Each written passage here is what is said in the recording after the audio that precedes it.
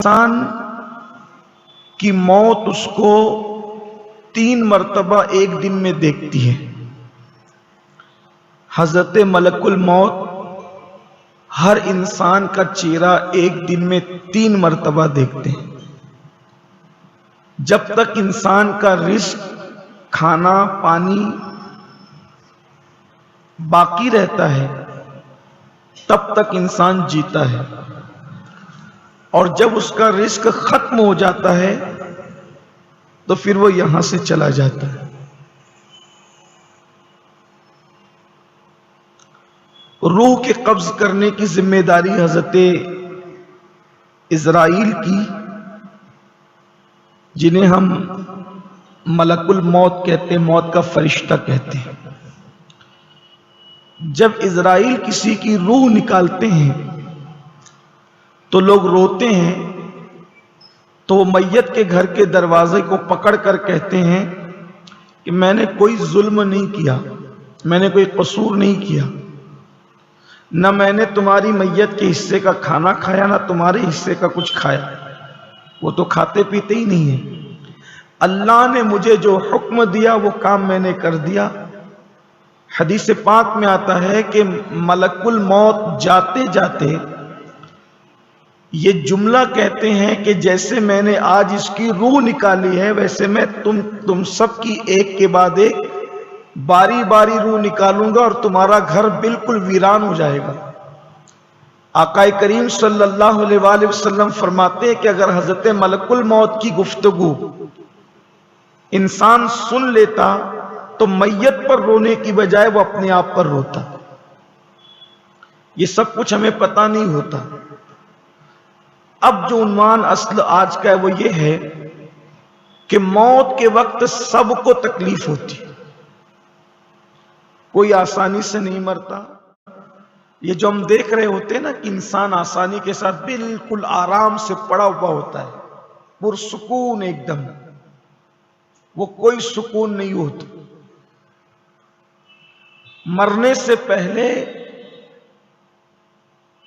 اس کے جسم کو فرشتے باندھ دیتے ہیں اور اس کی آواز چلانے کی ختم کر دی جاتی ہے، طاقت۔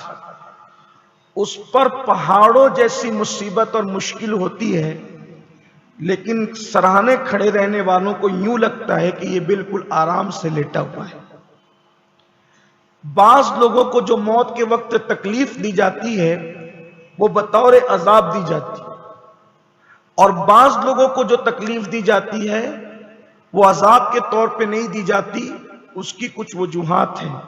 اگر وہ گنہگار ہے اور اللہ اس سے محبت کرتا ہے، گنہگار سے، تو اس کو اللہ تکلیف دیتا ہے تاکہ اس کے گناہ اس تکلیف کے صدقے یہی ختم ہو جائے۔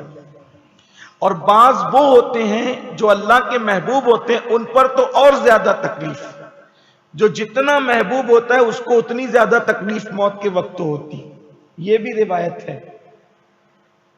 اسی لیے سب سے زیادہ تکلیف اگر دنیا سے جاتے وقت کسی کو ہوئی ہے تو ہم سب کے آقا و مولا خاتم النبیین صلی اللہ علیہ وآلہ وسلم کو ہوئی ہے۔ اس لیے کہ انبیاء کرام کو جو بخار آتا ہے وہ عوام سے زیادہ آتا ہے۔ اللہ کے رسول علیہ الصلوۃ والتسلیم فرماتے ہیں اللہ کی آزمائش سب سے پہلے انبیاء پر، اور پھر جو انبیاء کے جتنے قریب ہوتے ہیں ان پر زیادہ آزمائش ڈالی جاتی ہے۔ تو موت کی تکلیف ہر ایک کے لیے عذاب نہیں ہے، کچھ لوگوں کے لیے رحمت ہے، کچھ لوگوں کے لیے بلندی درجات کا ذریعہ ہے۔